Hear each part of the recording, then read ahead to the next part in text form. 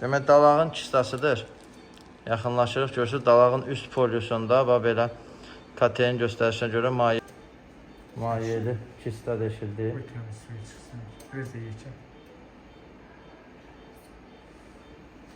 Hatta geri çək.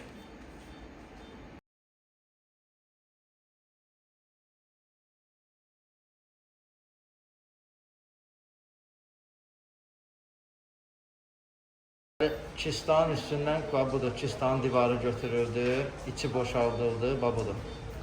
İndi yekun qarın boşluğuna drenaj qoyulub çıxılacaq. Bu dalağın içinin kistasıdır, buradır içi. Fikir verirsiniz. Deməli, kistin üstü götürüldü, budur. Dalağın içidir. Hemostaz olundu, qanamamız hal-hazırda heç bir şey yoxdur və yekun. Bitti.